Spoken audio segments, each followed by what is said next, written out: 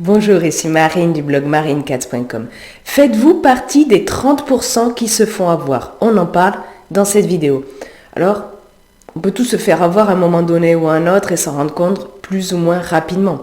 Les conséquences sont souvent minimes, parfois moyennes, mais parfois graves. Et certaines personnes ont beaucoup plus tendance que d'autres à se faire avoir pour les choses graves. 30% de la population en fait, au point d'agir contre leurs propres intérêts. Et ça peut vous coûter cher si vous en faites partie. Alors, d'où je sors ce chiffre des 30%? Du dernier magazine Yggdrasil. À un moment donné, il y a une interview de Mathias Démé, dedans qui est, je cite, psychanalyste et psychothérapeute spécialiste des mécanismes de formation de masse et de la pensée des systèmes totalitaires, professeur en psychologie clinique à l'université de Gand en Belgique, titulaire d'un master de statistique. Et donc, à un moment donné, il explique du coup dans le magazine, dans une société totalitaire, seulement 30% des gens sont vraiment saisis dans la formation de masse. Environ 40% restent silencieux et se conforment, sans être convaincus par le narratif dominant. Et il y a un troisième groupe de gens qui ne croient pas au narratif et qui ne s'y conforment pas, préférant s'exprimer régulièrement et dire tout haut qu'ils ne sont pas d'accord. C'est un tel groupe qui s'est exprimé ouvertement contre le verdict rendu dans l'affaire Dreyfus. Ce petit groupe très hétérogène était composé de personnes de tous horizons politiques, classe sociale, niveau économique, etc. Alors, qu'est-ce que c'est que la formation de masse, puisque Mathias Démé en parle dans cet article. Il dit « Une formation de masse peut apparaître de façon spontanée et peut aussi être créée intentionnellement jusqu'à un certain point. » Il précise « Pour qu'une formation de masse puisse apparaître, des conditions préalables sont nécessaires. La première est un manque de lien social avec un fort sentiment d'isolement. La deuxième condition est l'expérience d'un manque de sens dans leur vie. La troisième est la présence d'une anxiété latente. Et la quatrième est la présence d'une grande frustration et agressivité dans la société. » Donc en fait, ce qu'il faut comprendre par là, c'est que potentiellement, on peut tous tomber sous le coup d'une formation de masse. Et ça n'a rien à voir avec le niveau d'études ou l'intelligence. Et j'ai fait une vidéo d'ailleurs sur le niveau d'études et l'intelligence. Vous pouvez la retrouver sur lui comme info et en bas dans la description sous la vidéo. Je vous mettrai aussi à ces endroits-là les autres vidéos complémentaires que je pourrais évoquer ici. Et vous êtes bien sûr libre de vous abonner gratuitement à ma chaîne vidéo. Il vous suffit de cliquer sur le bouton en bas à droite, puis sur la cloche pour recevoir une notification dès que je publie une nouvelle vidéo. Alors donc on a 30% de gens qui ne tombent pas dans le panneau, ou s'ils tombent dans le panneau, ils reprennent vite leurs esprits. On a 30% de gens aussi qui sont totalement subjugués par le narratif. Ils adhèrent complètement à ce que disent les figures d'autorité. Et puis on a 40% qui sont dans l'entre-deux. Ils savent peut-être pas trop quoi penser, ils veulent pas s'en préoccuper, ils adhèrent pas totalement, mais ils se conforment pour qu'on les laisse tranquilles. Donc, il ne faut pas croire qu'il suffit d'être instruit et informé pour ne pas tomber dans le piège. On a souvent entendu parler à l'école de la Seconde Guerre mondiale. Et on a pu se demander dans quel camp j'aurais été. Est-ce que j'aurais été du côté des collabos zélés? Est-ce que je me serais conformée, j'aurais plié les chines, etc. Ou est-ce que j'aurais été du côté de la résistance? En fait, il faut savoir que la plupart des gens pensent qu'ils auraient été dans la résistance, qu'ils n'auraient pas collaboré, qu'ils auraient au moins exprimé ouvertement ce qu'ils pensaient et que c'était pas bien ce qu'ils faisaient, les nazis, tout ça.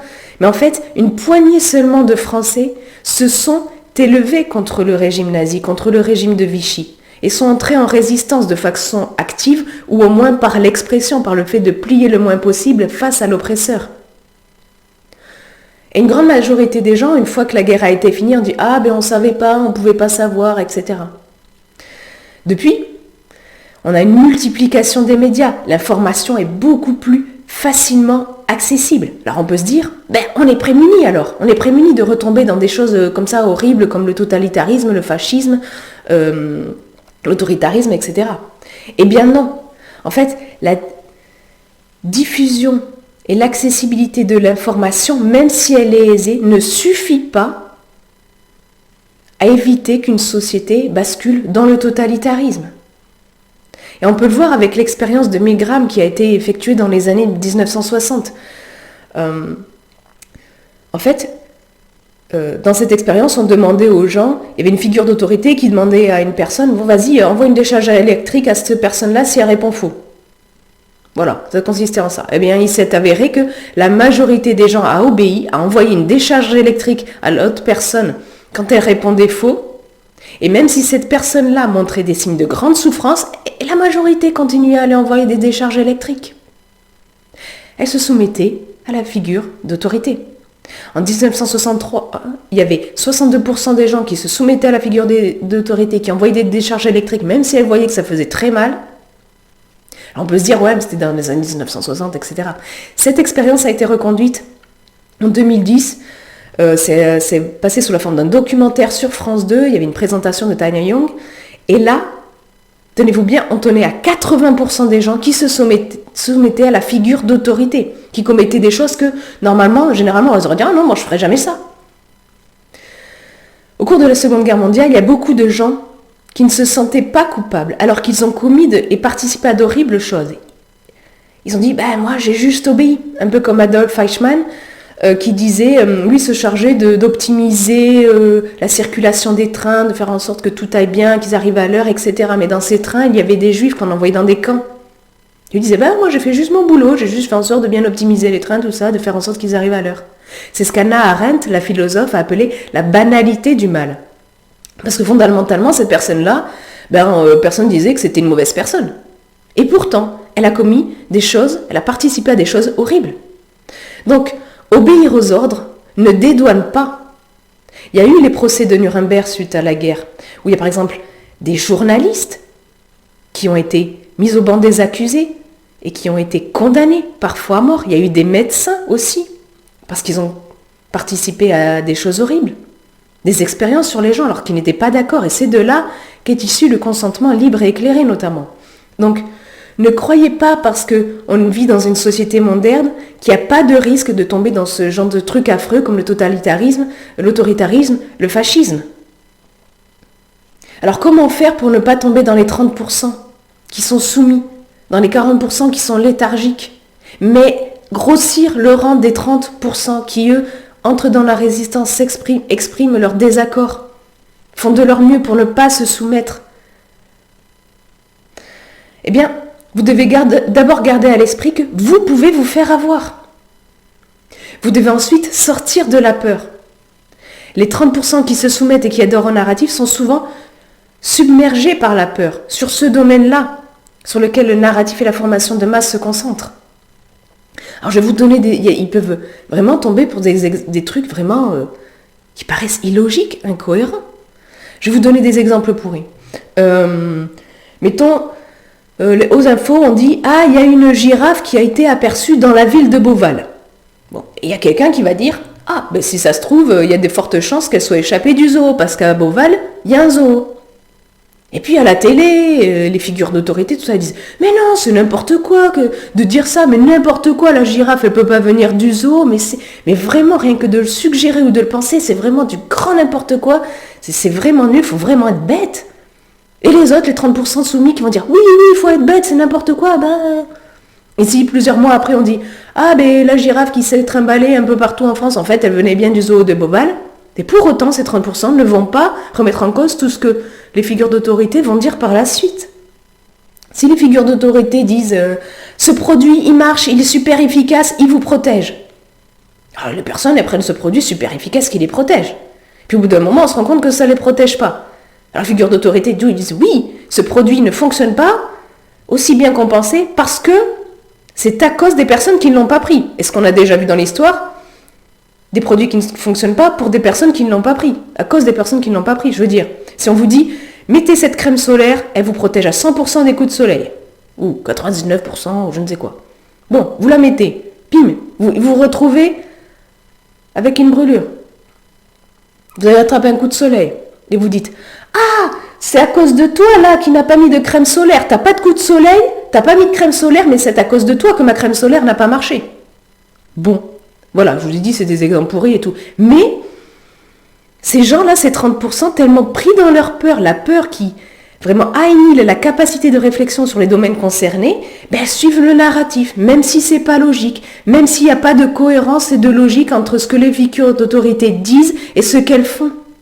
Même si vous pouvez avoir par exemple des services officiels qui disent des chiffres, les figures d'autorité vont dire mes services officiels ont dit tel chiffre, alors que les chiffres n'ont rien à voir. C'est officiel, on peut aller vérifier. Mais ces 30%-là croiront toujours les figures d'autorité. Vous allez vous dire, mais c'est pas possible.